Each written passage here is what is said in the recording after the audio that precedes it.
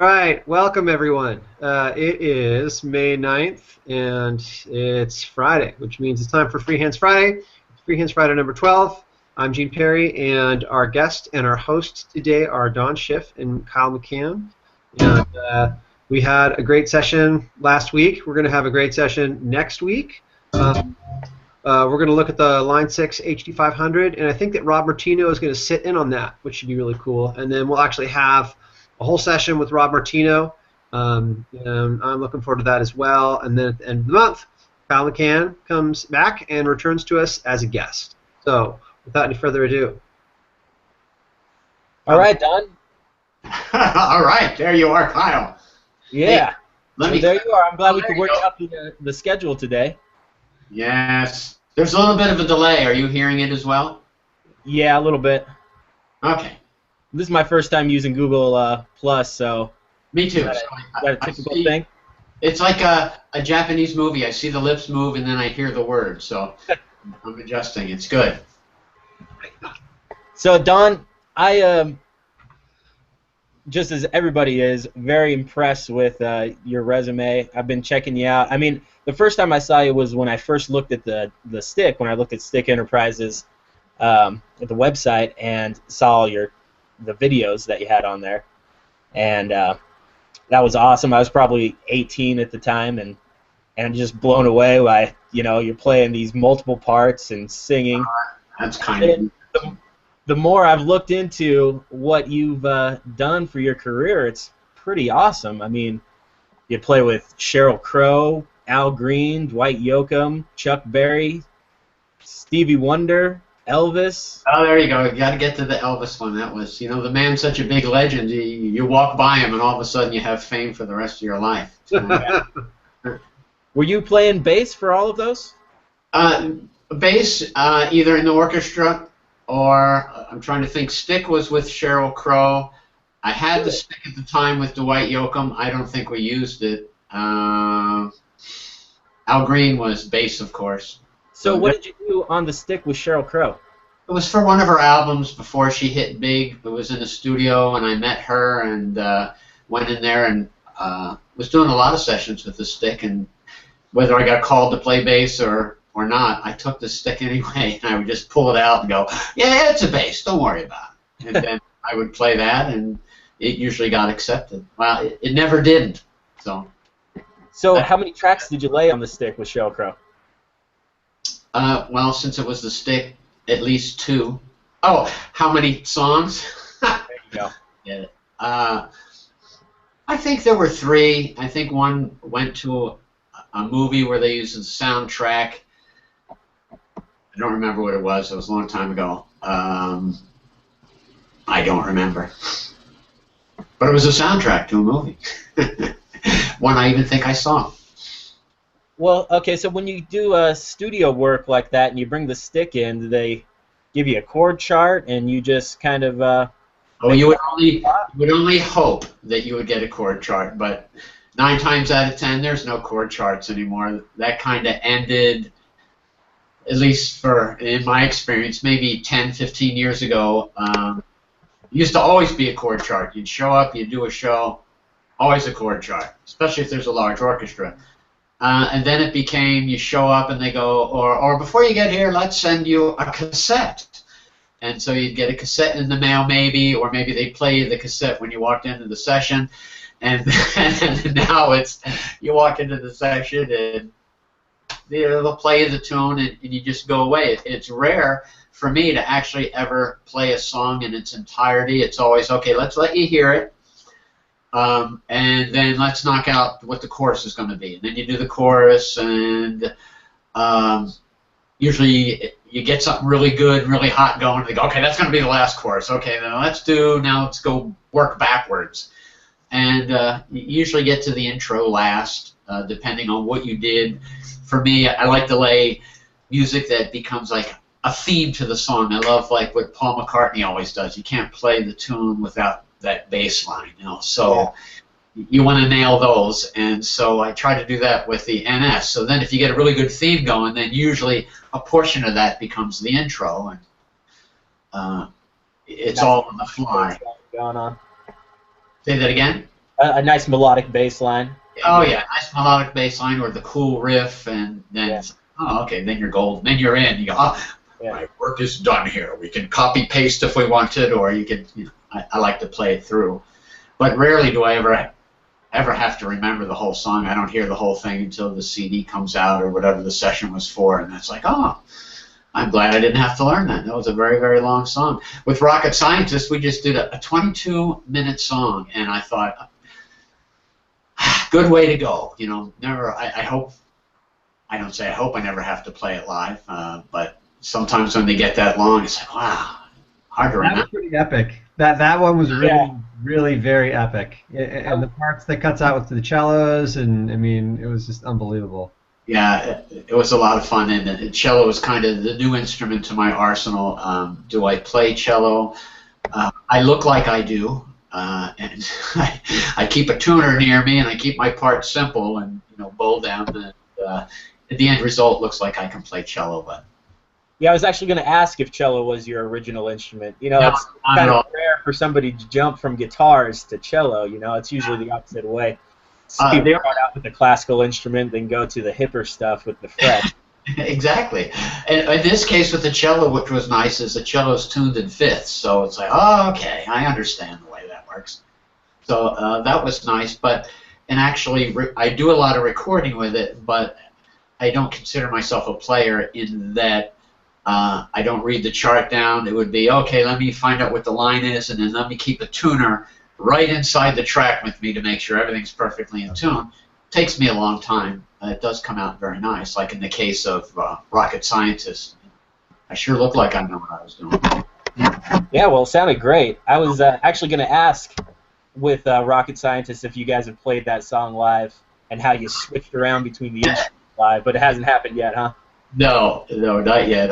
I wouldn't look forward to that. There's a lot to it and a lot to remember, but it was a blast to record. We had a lot of fun. It was great playing with call them dual Gregs, Greg Bissonette and Greg Ellis. They're always such a great percussion drum machine to play with and create parts with. Yeah, Greg, I met him at the first Bass at the Beach. Oh. I think that was 2003 when I went there, and I was only 15 at the time, and they would split it up into smaller groups, and Greg would teach one, Victor would teach one, Steve Bailey would teach one. And, so the time with Greg, he just pulled me up. He said, "All right, well, start playing a bass line." And I'm in front of all these awesome players, and he's tossing all this lingo out that I've never heard before, because I'm only 15. I've never played with professional musicians. But it was pretty awesome playing with that guy, just learning, the 5 minutes that I played with him there. Felt like I learned a lot. He's an awesome player. And it goes on your resume. Yeah, there you go. Yeah, they are awesome players. Each one of those in the band, Mark and Eric, are just phenomenal to come up with parts for their tunes and the sounds that they create. And then both Gregs, I just always enjoyed. You find in life that there's a certain group of musicians that you just connect with. Being a session player and a backup player for many artists, you never know who you're going to be teamed with, so you learn to create your time. I have my center of time of where I always feel the downbeat is. It's always, my natural center of time is a little on top. It's not rushing, it's just on top, and I'm consistent with it. A lot of jazz players play on top, but that might not be the drummer that you're teamed with center of time, and he might not know how to move his center of time. So it was something I figured out many, many years ago, that it's all movable. You get a feel for it, and you lock in with different drummers. Long way to say that both Gregs, I just have a natural feel for where their center of time is. It just works great with me. I don't have to think about it. The great players. So do you plan on performing that tune with Rocket Scientists live? In the immediate future, no. Just everybody's so busy. To pull that together takes a lot of time. But maybe 9 months from now, there might be something that we would shoot for. Mm-hmm. Well, yeah, one of my favorite parts was about 14 minutes in, I think, when you're really grooving on your Oh. half and half. Yeah. the Don part of, okay, give him something to do, please. Yeah. It was an interesting discovery in NS sticks that I enjoy, and naturally we could you tap it, but it kind of what I really like about it is also I'm thinking in my mind what would be a good example, but we can pluck it and strum it. What I figured, I mean, that's great and all. When you tap, that's the only time that I thought you could get a bass note and a guitar chord at the same time if they weren't tapped, like plucked and strummed. However, I discovered if I use the slap technique and then a new one, the pointing finger technique. Let me zoom in. Cameraman, zoom in. Yeah, let me see that pointy finger technique. That sounds pretty interesting. Oh, it's a good one. It's a good one. Ask for it by name. So, thumb down. Oh, let me get it up. There, there, and you point the finger. So you do it simultaneously, like you're saying, "Hey, you," or "Gotcha." So.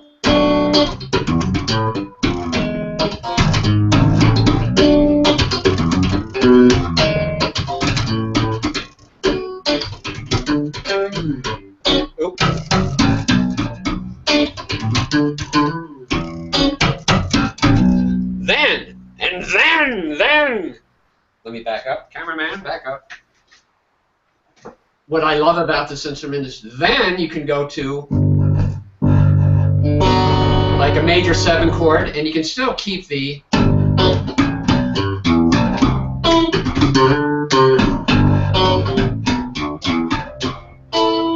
or you can go to a plucking and strumming part.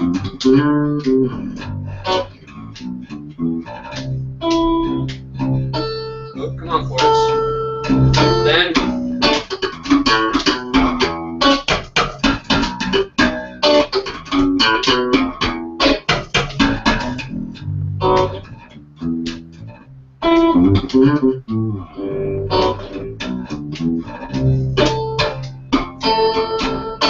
or whatever that chord is. Get in there. That's not it either. Don't listen yet. There it is. Anyway, Yeah, that is awesome.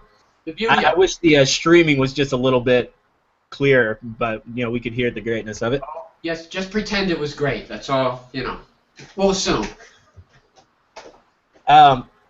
So Gene was telling me that you were the owner of one of the first 6 sticks. Wait a minute. Let me in this picture. Ah, yeah, this is the prototype, first one that was ever made.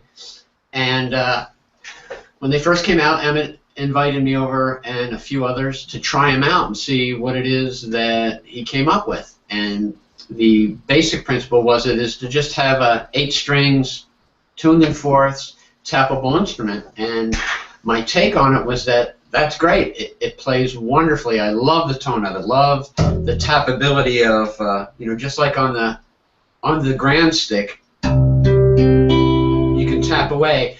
I started as I call it the EC stick, the Emmett Chapman stick, as opposed to the NS stick. I started on the regular stick, 10-string, 12-string, and what I loved about it was in one hand you could grab your bass note and then it goes up in fifths, so now you've got your higher notes. When you switch to the NS, you don't have that capability in your left hand, to reach a low bass note and on its own side get the higher melody notes. So I worked around it, and you can then, which normally I can play in one hand on the stick in its own bass side. So to accommodate kind of that technique, I just stretch over and then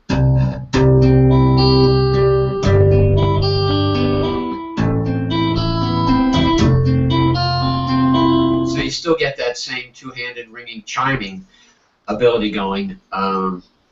Anyway, that was great, and then I went, but wait, I can pluck it like a bass, and that was kind of the missing component for me in the sticks that I always worked around. When I used to say, oh, it's a bass, and it was this version of the Chapman stick, it was in fifths, and I had to make my fifths bass tuning sound like fourths, which, you know, might sound like what would be the big difference, but it's all in a reach. Bass lines up until these instruments were invented were pretty much in fourths and standard, and they have a feel, and it really took some time to make a fifths tuning sound like fourths when you're grooving along. Got used to doing that, and then I went, oh, now I don't have to be used to doing that. And wait, now let me switch on my creative fifths bass lines to fourths. Just each instrument gave me a better advantage when switching to the other. I'm so glad he invented the other one first, because I might not have gone to that if this came out first, just primarily being a bassist, used to 4 strings. So you got the very first NS stick. Yes, not the first one off the line, the very first invented that said, okay, this is going to be the way it's going to be, now we'll put them out in production. The only difference really is the body shape, and it's not that drastic. Wait, I have 2. And just, I don't know if you can see it really well, but the bottom of this one is just a little bit wider. Up near the neck, in this area, there's a bigger cutaway than there is on here, which I really like. It really allows frees you up a little space. Yeah, I think maybe, and I'm just guessing, what do I know? But when they were designing, they figured, well, you're just going to tap up here. Why does that have to be cut away? But it would really be nice. Well, the new ones, this is the only one that isn't. Or there were 2 prototypes. It's just nice to have that little cutaway so you can get up there. Does Dean Kobayashi have the other cutaway, the other prototype? Yes, he does. We keep it. I think everybody that sells that other prototype it comes with, Don Schiff is trying to keep track of where this is going, and so.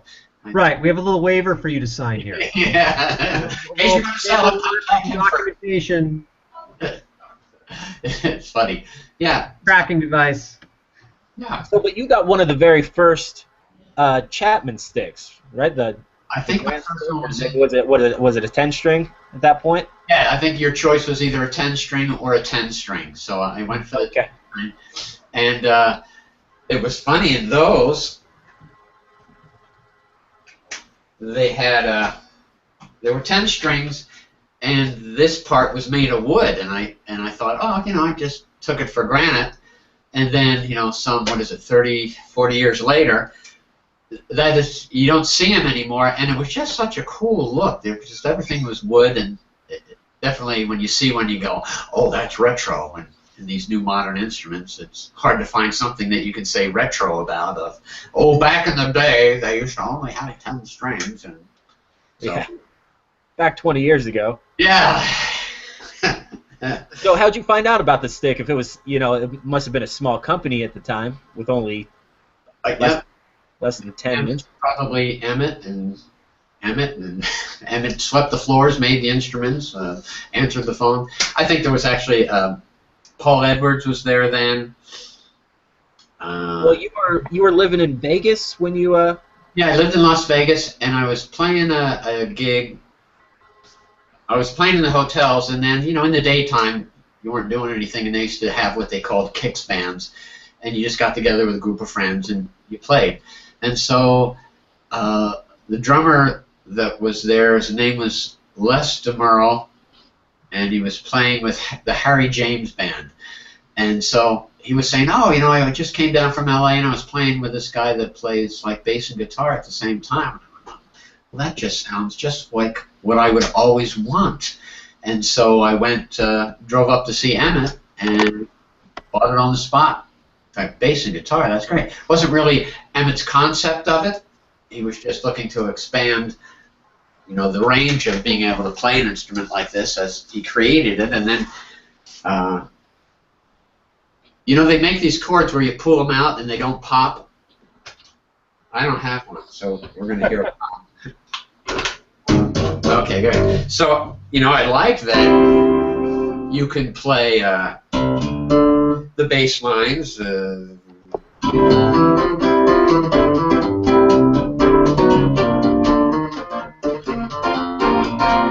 could have my walking bass lines, or I could have my funk bass lines. Oh, get down there.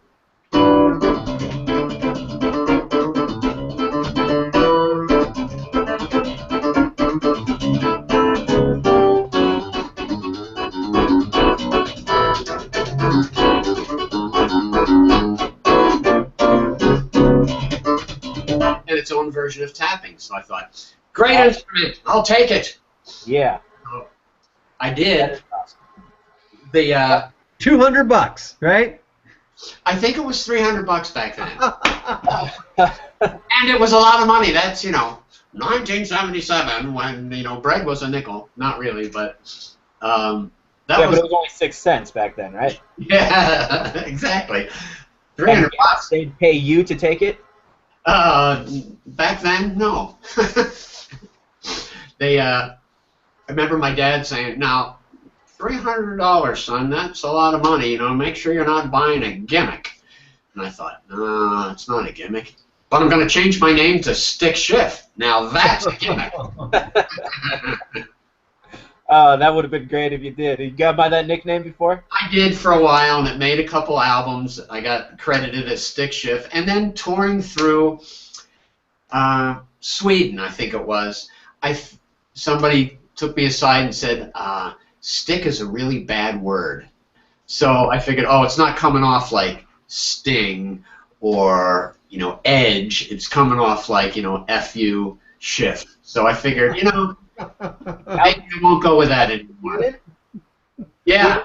Is that just Swedish for that, or is that... I think so. They never told me what the bad word was, and my friend went over there and he kind of confirmed it. He was in a cab, and obviously the cab driver didn't think he gave him a big enough tip and went blah, blah, blah, blah, blah, blah, and it ended in stick. So we figured, must be bad.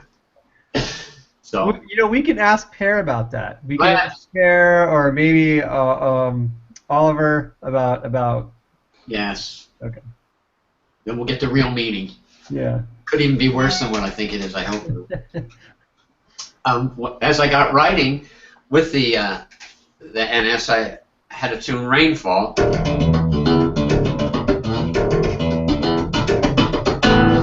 That was the bass line, and I figured, okay, I love that song. Played it all the time.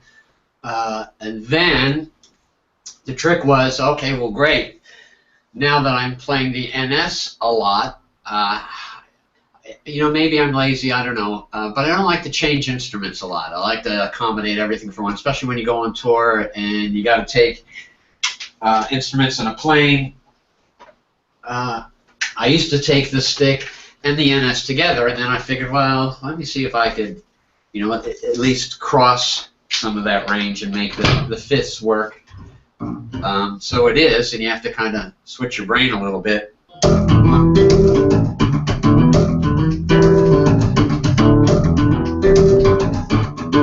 So that's how I accommodated it. Little different on the line. The video I saw, you were actually playing that on the stick bass. I was going to ask you about that. Yes. How do you think that compares to the NS stick? Do you think it's kind of gone to the wayside now that you have a little more compact version? Yeah, the stick basses, they have a great tone. I loved them, loved playing them. It just didn't, and the look is unbeatable. I couldn't pluck it. It doesn't give me that, room to be able to do that. And I thought, okay. It's set up like the stick where it's got the belt hook, right? Yeah, exactly. So it's like everything that I have on this, and then for my playing style, I just love to be able to go within one tune. I can pluck the instrument, I can tap, I can slap, and every other word that rhymes with, just to get it, slap. You can clap. Yeah, clap the stick. Good job! It's a great instrument. There's also what I like about this, and also they make 7-string basses, of course. What I love about the NS in all its strings and capability to use like a super bass is sometimes when I go on the sessions, they go, bring that super bass. in that when it goes up to the higher strings, the strings are a lot thinner than a normal gauge bass would be, so it gives you, the higher you go and get those cool lines, it sings. It has a more melodic sound to it when you go higher. When you go higher, guitar tone up there. Pardon? I said it's got a little more guitar tone up there. Yes, exactly. And what I like to do, and especially been doing a lot recently in sessions, is I call it, I like my bass line to blossom. So I start out down here, but when I would go to that note, that would be on my guitar side, and I would have that set for a little bit of chorus, a little bit of delay, and a little bit of reverb. Not anything big so that you notice a big difference from my bass tone, but the sound then blossoms on the track, like all of a sudden it up and stereo. Yeah. So I like that. It's just another way to approach it, and that's what I love about this instrument. And the effects attached to it better because it's a thinner sound. Not a thinner sound, a thinner string, more melodic sounding. So I was going to ask you what pedals or any preamps or anything did you use on that recording of Rocket Scientist? It's all very, very high-end, a lot of which I don't own. I usually start out for myself with the Avalon U5 for whatever reason, for my style of playing. It has the tone. It just adds a little bit more husk to my tone, and so I got hooked on it. We've recorded a couple times without it, and all of a sudden noticed that okay, it's a great sound, but for your sound, we need that U5. So I usually use that for the bass side. If I perform live, Line 6 at one point came out with their Pod XT Live, I think it's called, and it had a guitar pod and a bass pod in it together. And I was fortunate enough to be able to beta test that for them, and I thought, oh, they were thinking of me and me only. This is perfect for what I do. And I loved it, and so I use that. Works great live. Don't use it that much in the studios because they have their own great gear that they like to run you through. A lot of things that I do are affected afterwards just because they don't really know how the tracks are going to end up. So we don't want to stick my, no pun intended, my guitar parts with delay or anything that would have too much they can't get rid of later. So.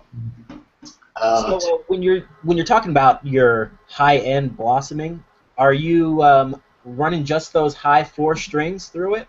Yes, that's one way to do it. And then another way recently that I happened to come upon in this engineer, Frank Rosado out of Woodcliff Studios, which I record there an awful lot. We've been doing it together for so many years. We kind of hear the things the same. And what we did was when I went up high, he would take that track and cut it, put it to another track, and then add distortion to it, and maybe thin it out a little bit, and then pan that out in stereo. So when I came up to the high lick, all of a sudden, that went left and right. Really big, not enough to take over the song, but it just added this super character to it. So running along that line of thought, Sandberg Basses have endorsed me, or I've endorsed them, one of the two. We're working together, and they asked me what I wanted in a bass, and I wanted to take this NS stick idea and idea of how I've been recording with the blossoming, and it looks like a jazz bass, has the 2 pickups on it, but I added a third and an extra out, and only that 1 pickup will go to the out, and I'll run that to the guitar amps and put effects on it, and then switch that on and off when I want that blossom to happen. So I don't. It's not. It's being built now, so I don't have it right now, But that's the concept that I'm going to go with to record.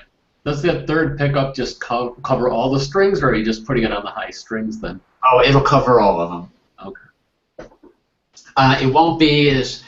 I guess fantastic would be a good word. What I love about the NS stick is the fact that you can affect the top 4 strings differently than the other 4, and that just works great for me when I'm trying to make a wonderful big lush color and put whatever effect I want on it. I did make a a discovery in playing live, and having either playing solo or being an ability where I can take up more space, because a lot of times there's another guitar player, maybe two, a keyboard player with everything, and it doesn't get bigger to all of a sudden add more instruments. So I choose wisely as to what frequencies I'm going to squeeze into when it's that large. So I'll take a bass amp, and then I'll take two guitar amps or some other separate speakers, and then run those out in stereo, but always center the bass. What I liked about the Pod, getting back to that, was that you could center the bass, and then the higher strings went out left and right in stereo, and that was really nice. That said everything that I wanted it to say, fit well in all situations, took up a lot of sonic space if you wanted it to, or you could pare it down as you would want, but it was always ready to go. It was a great effect from line 6, which I decided not to continue. And then I think the next phase that I beta tested was the HD 500 or 5000 series, and marvelous, wonderful, wonderful, wonderful next generation. However, there was no bass amp like the other one had in it, so it has one bass amp. One bass. The HD 500 has a Portaflex.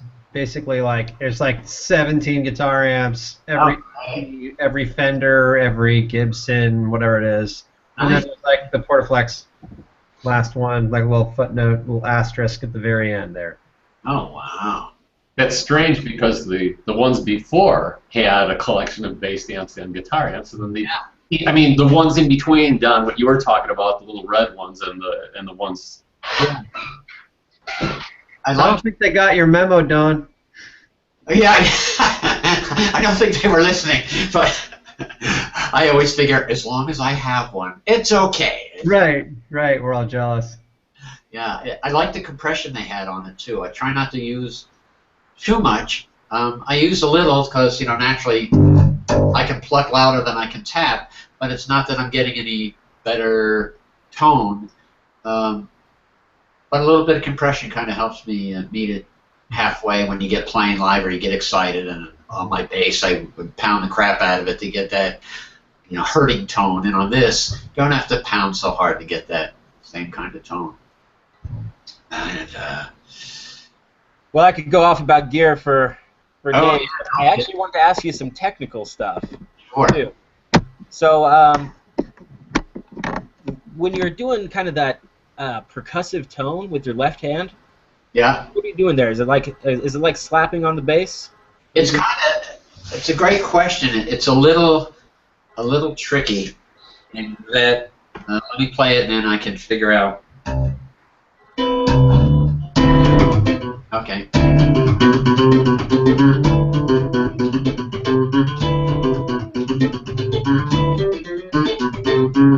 So in between there's those little noises like that. Generally, let me zoom in. Cameraman? Yes. Where's that chord? Okay, so that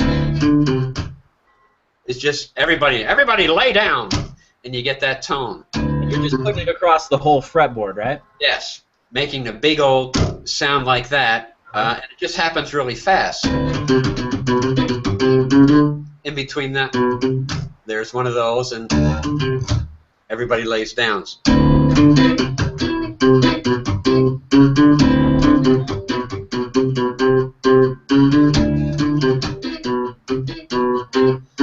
Hard to play slow.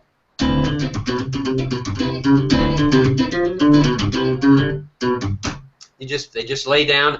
It came also out of, I don't like the damper off.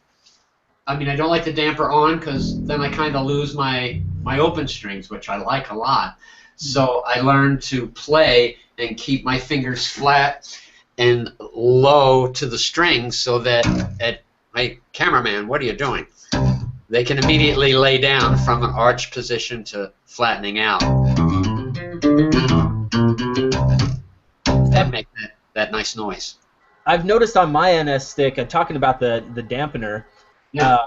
You can kind of put it diagonal a little bit and have it hit up the highs, Yes. just dampen the highs. Do you ever do that? I do, especially if I have distortion running on the top strings, and you know, they tend to, you move around and Yeah. they make their noise. So yeah, I do half damp sometimes. On what was a nice bonus of the original. Oh, it's the one, the one I got in my hand. Where is it? The damper was made so that crazy cameramans today. Okay, so you would push on it, and it would have, there's a little piece of wood, I guess, or it's probably a screw. What do I know? I don't build them. And it would just act like a fulcrum and push the damper up against it. So, in essence, you could kind of, a little damp, a lot of damp, you know, mute the whole thing. Huh. So, How did they change that? well, because it's not as accurate, it won't reach the same point each time, and so Sure. with finesse, Emmett says, you know, if you want, I could put a, you know, regular real damper on there for you, but it's the original. It was the first. It's like, you know, having Abraham Lincoln's chair. You know, you don't want to repaint it or decorate it at all. You just Or make it a rocking chair. yeah, there you go. You just want to keep it as it is. So. Yeah, speaking of rocking, it's pretty badass to see some older guys like you rock it, like in Rocket Scientist. Thanks. Like, you know, I used to be a young guy too one time. I'll show you whippersnappers. I'm glad. You know, when I'm old enough, I won't have to be listening to the oldies station. Oh, there you go. Rocket. You're giving me hope, Don. Oh, thank you. It's so funny. You know, I used to. My dad, and I would listen to his big band music, and I go, oh, gosh, all right, I like it and all, but, you know, I want to hear Earth, Wind, and Fire, yes, Genesis, Chicago. Yeah. So I figured, now what's going to happen to me when I get older? What's going to be my oldies station? And I'll be darned, it happened. I listen to the radio, and I go, the music isn't what it used to be. And I find myself going to the 70s R&B stations, and I go, now that's music. Yeah. It happens. Well, there is kind of a degradation in the pop music. I've noticed in just, you know, the 10 years that I played music, or 14 years that I played music. Yeah. I don't know. And I think it's real. I think it's real, Don. You're not tricked. Oh, okay. Well, in essence, you know, you end up, you know, we're artists, so you love all kinds of music, and you just, you know, appreciate some more than others.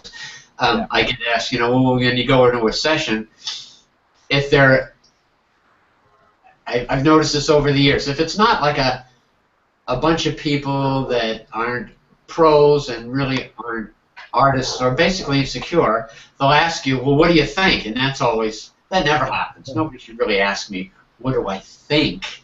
I'm there to play. You got called because of the way you play and what you do, and you know, you always do your best on the session for them to make it great. It's just funny every once in a while if somebody says, what do you think? Well, so what are you going to say? Well, I think your tune's crap, and it's a waste of time to be here, but hey, I got time to play another one. Yeah, I'm going to forfeit this this gig right now, so... Can I have my $30 first before I tell you? There you go. Well, Don, how do you feel about some of the copy and pasting? Obviously, on epic large tunes like the Rocket Scientist tunes, like the Yes tunes, that's what was done. That is what's done. But when somebody copy and pastes a simple, isn't that kind of degradation? No, in Rocket Scientist, there's very, very, very little copy pasting. I find most copy pasting on actually shorter pop tunes where they go, that's the exact feel, that's the exact line we want. It lined up with our drums that were either, you know, live played or quantized, and whatever that feel for that moment was exactly it. And so then they'll copy paste that all the way through. I kind of used the wrong phrase because copy paste means that, but I also meant by putting a chorus. Let's record the chorus. We got that right. Now let's record the verse. We got that right. So that's another form of copy paste too. I got what you mean. Yeah, that only happens in my experience of it when you're recording the demo for the tune. And you want to just, okay, we're just going to put it together really quick because we don't have the lyrics yet, or we're not satisfied with the melody, but we got the groove that we want. And then they'll copy paste it that way. That's like kind of the new form of getting a chart. And they'll copy paste that out, learn it this way, and then create the magic again when you go in.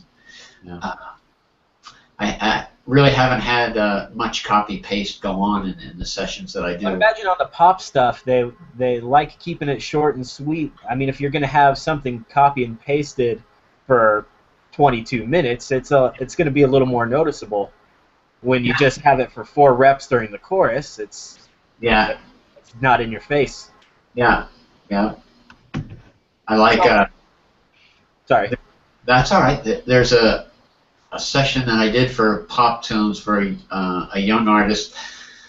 Think of her name in a minute, or I won't. Oh, Lexi. Yeah, and that was the one I post the sessions that I do where we had Greg Bissonette on drums and we had Tim Pierce on guitar. 2 incredible session players, and you'd think, or at least in my mind when I was younger, I figured, boy, when you get teamed up with incredible players like that, boy, they're just going to let you do whatever you want to do. And I noticed that it usually goes to the opposite. Usually you end up on those sessions, depending if it's about a song and about an artist, it's, play the exact right bare bones part. They're not here to listen to you as a session player or you as a guitarist or a stickist or bassist or drummer. They're there to see, that artist and listen to that artist. So kind of interesting how that works out.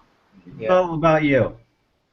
Pardon? It's all about you. Right? I know. Come on. I want a session where it's all about me. Come on.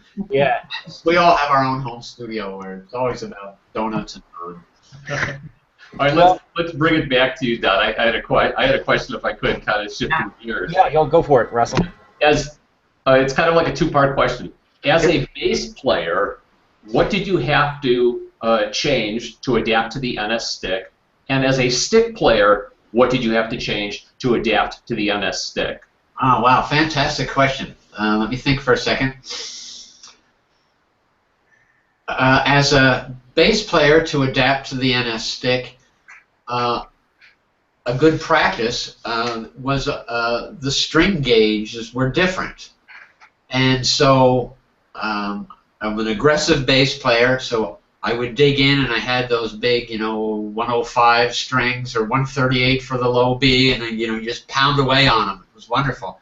You have the same gauge low B, but all of a sudden they're getting thinner faster. And it's a looser tension, so I had to really concentrate on how do I call it pinch the note, how do I grab the string with my finger, oh cameraman, and at what point do I pull on it? I noticed that when I first started, since it's kind of a lighter gauge, it was really easy just to plow through it and get a bad tone. I was looking for that, where's that tension that I'm used to? That was a little annoying, and then I figured out, oh, all right, play further toward the bridge, and now it's nice and tight where I want it. When I play up here, I get a different tone, a beautiful tone. I just don't dig into it as much. And then I got that back. That was a little bit of adjustment. The other one was I didn't look at the NS as like a combo per se, always guitar, bass. I play the whole instrument at times like a bass. So that means I'm going to power through like a bass player, plucking all the way up into the high strings as well. I wasn't going to switch to a picking technique or a thumb first finger technique. I was just going to power through with these fingers and smack the crap out of them, and you get that good tone.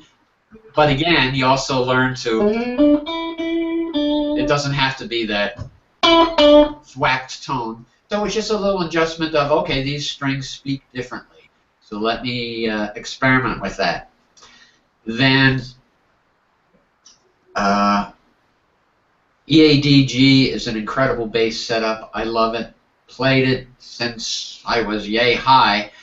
I really got used to that. And what I loved about it, and what an engineer clued me into too, was he says, when you pick up a bass, you're a different man on it. You approach it differently. Your lines are different. You're more aggressive. And I thought, well, okay, why does that happen? Because I always like to pull the NS out first because my options are, far greater.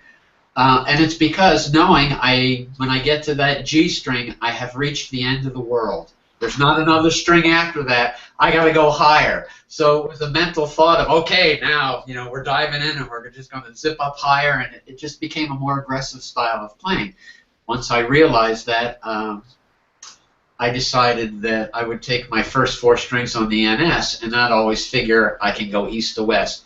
Let me continue to develop my lines north and south and not go to the thinner strings. They have a beautiful tone, but there's just something magical of looking at it like, okay, that's the edge of the earth, G string, we're done. And, you know, you certainly don't have that option. So, it changes the way you play and approach it, right? I mean... Yeah. Yeah. I will always maintain, I guess it's in my nature to be an aggressive player, and just I want to keep that attitude and tone up, coming from the 4-string, and making that part of the 8-string speakability. I'm looking forward to a 7-string bass at one point. What I like about it is it's going to start with the E. I was thinking of an E, A, D, G, C, F, B flat. So, oh, it's my mother. It's work. There we go. We'll get back to that one day. So, E, A, D, G, C, F, B flat. So it's like the NS except the low B. The adjustment from bass in general to any other format, whether it be the low B on it or the NS. That low B messed me up. You know, it's great to have it and you get used to playing it, but it was also nice to know that the beginning of the world started with E and ended with G. There was just a whole mindset to that. A bass player, of bass lines, all the great ones were on that format. So it's just a little different to get used to. Anyway, back to the 7-string bass. I wanted to tune it like that. What I love about the NS, it goes into those lighter strings. I'm interested to find out when I get a bass that I will tune like that, what the thicker strings will be like playing it like that. I don't know. And we'll get back to that. Russell, did you have and the other side of that? What's that? Russell, did you have another question? And the other side of that, what was the stick side that you had to change, the stick behavior? The biggest part was the bass being in fifths. And when I first got the stick and went bass in fifth, when I watched Emmett and Paul play, I went, oh, okay, now put it in my hands. And so then you grab it, oh, it's like, it was a disaster. I went, nothing makes sense. Why? Why would you do that? Man, you play it for a while and you go, oh, okay, makes perfect sense. And I knew. Don, just see who it is. Just see who it is. Let's go. My pal? All right, what's going on? You can't script this stuff, Kyle. You can't script this stuff. Yes, I will. And what should? He's getting a gig right now. I told you it was work. If ever you wondered, okay, if ever you wondered how to get a gig, you know, just like you never know who's going to be on the line or what you're going to be doing when you get the call. Take the call, right? It might be somebody watching right now and said, hey, I need this guy. Or mitzvah, like it doesn't matter. A gig's a gig, right? It's like I'll take it, book it, right? Oh. Yeah, well, this is pretty priceless. So, okay, so I suppose now's a pretty good time to start talking about the next 2 weeks. We'll take this time. We talked a little bit about. I was kind of curious to see. Actually, Kyle, tell me a bit about your setup that you use for the Line 6 tools, because I know that Don talked about one, but I know that you're using Line 6 stuff as well, right? Yeah, I'm using it on both sides. I love you. Okay. All right. Should we get back to? All right. Okay, yeah, we'll come back to that. Enough about you. Oh, yeah. That was real good. Actually, I had just one last question for Don, because all right. you know, I've been playing the NS for about a couple years now, and you know, we're always looking for that medium between easy playability and good tone. What do you do to set up your stick that way, your NS? I'm really, really fortunate. Emmett lives, 5 miles from me. So, Emmett, Yeah. But what I do when if you know, of course, I can't always do that, and sometimes I'm on tour, and then you know you're stuck. You're the one that's got to fix it. So what I've noticed for the way I play and what I do when I'm setting up my stick, put my new strings on, you know, I guess I'm just not all that careful because things seem to get moved, and I don't know why, but I just noticed that when I set everything up, if my first fret, you know, usually the one you don't tap, this is a little low now because the notes don't ring out like that. It's a lot quieter. If they don't come out at all, then it's too low. So I raise the action on this top a little bit more. It gets close to the volume on the others, then I know that I have this distance covered really well. All these notes at the top on every string should play, not that you use them and go, oh, hey, that's the missing tone. You know, you'll play it up on another string, but I make sure all my notes are playable, and then I know that my instrument's in good shape, good form. And that's about all I know. And every once in a while, when adjusting this and adjusting this doesn't work, then I go to the dreaded truss rod, which I used to always fear truss rod adjustments, and I've gotten over that. And now that's kind of one of the first things I do is I'll pull it out, crank it. Easy way to remember. It works like a screw. So clockwise and to the right, we'll tighten it and bend it back. Too much counterclockwise, you make it loose, and then you'll have a bow and arrow that you go like that. So that's how you remember it. I usually try to get it right to the point of, okay, that's too far, it's not playable, doesn't work, and then usually go in quarter tones. Yeah, I used to be afraid of the truss rod too, and I emailed Emmett, and he's asking him about the tone. When I was trying to adapt from the bass, you know, I felt like I had to have some higher action, otherwise I was just getting too much buzz everywhere. Yeah. And he said, you know, you should really try the truss rod. Don't mess with the bridge. Yeah. I didn't take his word for it, so I spent hours adjusting the bridge, and about a year later, I kept track of all of it, ended up bringing everything back down to where it was when he set it up and adjusted the truss rod. Oh, yeah. It's just so funny, you know, never take the man's word that invented it. And I always did the same thing. I used to think, oh, he doesn't play bass. I know better. So then I'd string it my own way with my own gauges and have the worst playing sounding instrument ever. And then I'd call back, well, no, go back to the original gauge. Here's why. And then it all make perfect sense. So now I just go, oh, okay, Emmett's going through the bajillion years of experience of why it's this way and why, you know, a gigantic string this thick doesn't always sound better. And that's just I treat each string with a different approach of what's the best area for this string, what's its speaking voice, where on the instrument does it say what I want it to say. And then you learn those and your hands automatically go there. Same with tapping. You can have quiet, loud, more aggressive, and then just working on.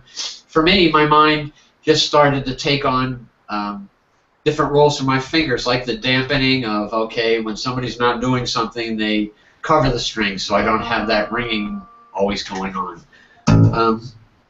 You just keep playing, and just don't make up too many rules for yourself, and you just discover. I keep discovering more and more things about this instrument. Just when I think I have it down, then I didn't know it could do that. Why?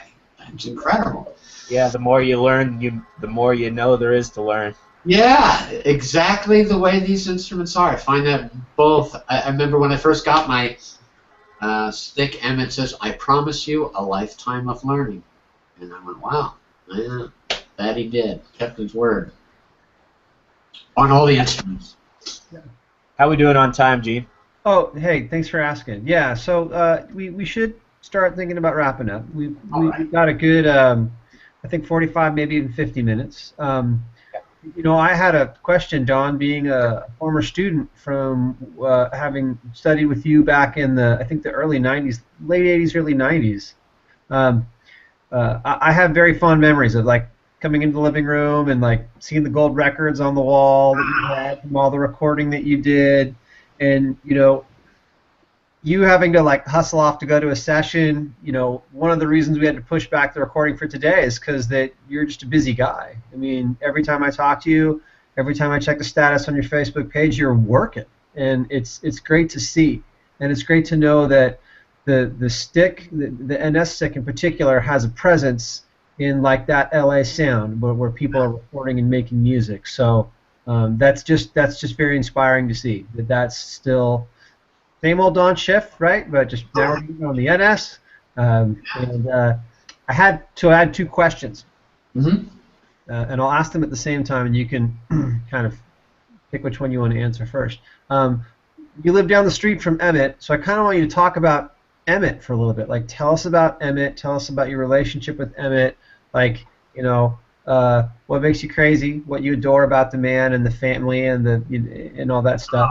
Sure. And then something I've always admired is the role that humor plays in your music and in your life and just in your kind of being, and how it helps people to learn and just feel at ease with their instrument and with music. So maybe you could talk a little bit about those 2 things. Sure. With Emmett, of course, I met in '75, and he was pretty much like he is now. He's an extremely, extremely intelligent, creative, an artistic type, and pretty darn matter of fact, and very proud of what he has brought to the world in this new instrument. Over the years, we became very, very dear friends, and admired each other's playing. And I remember there was an early magazine article that he wrote when I started playing his instrument, and he was saying something to the effect of it. He hadn't thought of that approach on the instrument before, like a bass and a guitar, or in my case, a bassist that wanted more of a supporting role for my lines, is how he put it, and that was so true.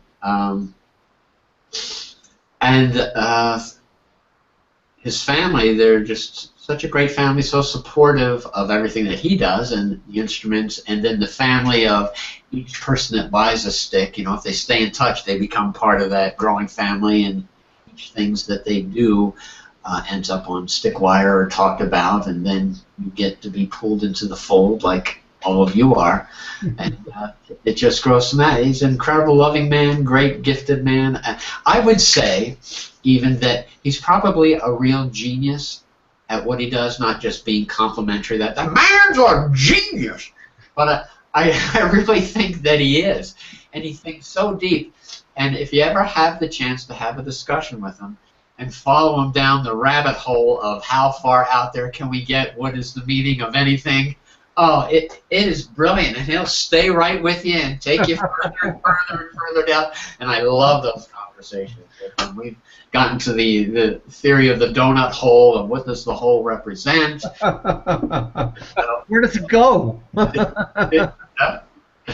So he's just a wonderful man. I adore him and love them all so much. Yeah. Was there any more to that? Did I miss something? Talk to me about humor. My father was very, very funny, and his brothers. There were 2 other brothers, and they were master storytellers, to the point where when you were in their presence, you wouldn't want to speak because it could not compare to anything to what they would tell and how they would tell it. So I was a smart kid, and I shut up, and I listened, and then I absorbed it as I got older, and somehow the switch got flipped, and I became a storyteller, and I went, oh, that's pretty funny. And then I had a son, and I still have a son. Not kid ever.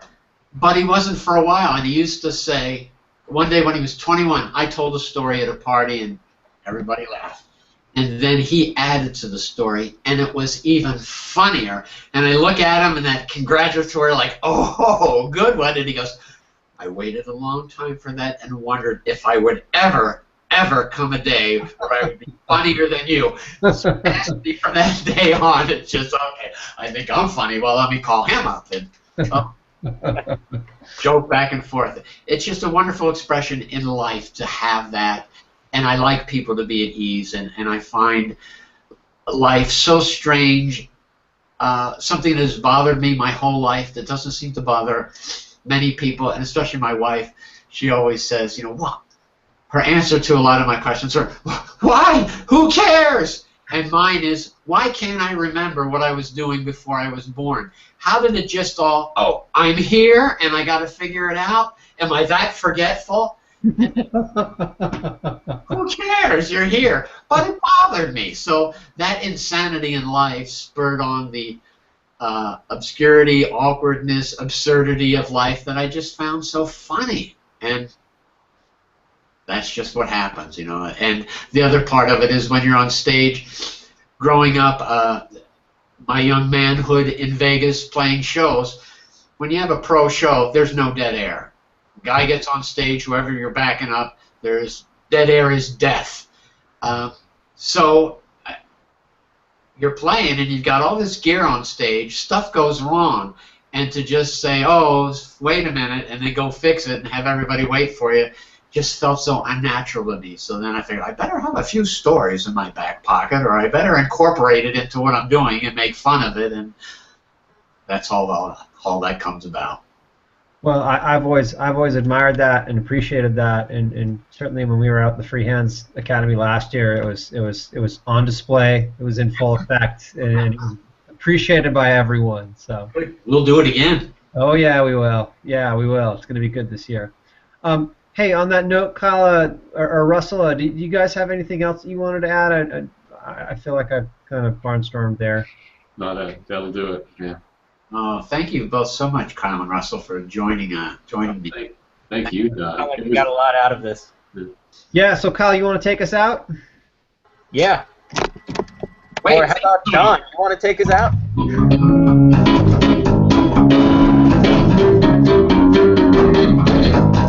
Wait, here comes.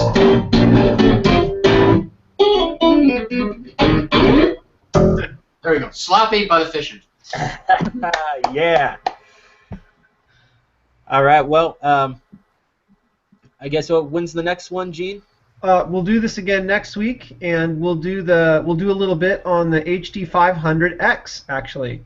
So that'll be me and Rob Martino, and anyone that wants to join in that has Line 6 gear that they want to chime in on, they're welcome to join. Awesome.